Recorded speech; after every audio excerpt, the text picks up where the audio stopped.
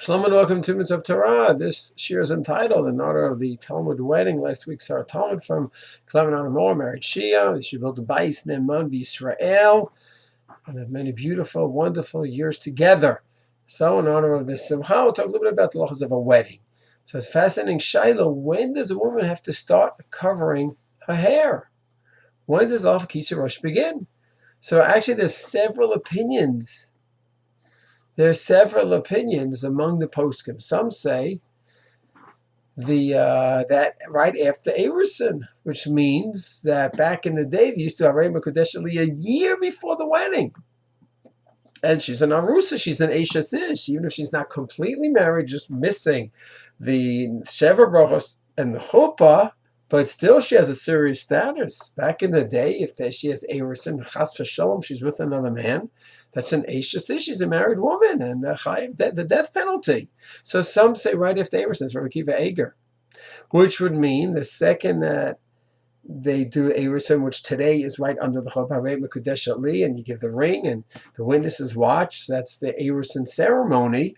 So at that moment, Rabbi Akiva Eger, she would need to have a Kisei Rosh, cover her hair, Tichel, Sheta, whatever each person's practice is.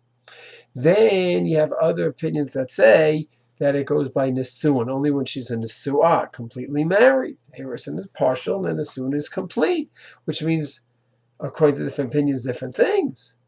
So according to the Sfardim, it's the Cheder Yichud, when you go into the Yichud room, but the Sfardim don't have the Cheder Yichud. They only go home at night, he takes her home. So only then is she in the Su'ah, and that's when she has to cover her. So Yakut Yosef, Savei Smachot, discusses it, Rav Yitzchak Yosef's work on marriage, and says, he quotes his father, that only when they go home at night, that's when she'd be chayav, which means, practically speaking, the next morning when she leaves her home, that would be the first time she has to cover her hair. The Ashkenazim is a little bit tricky, because we go ahead and we have Nesuin. Nesuin, according to some, is the Chuppah, and according to others, it's the Yichud room, which we have right there in the hall.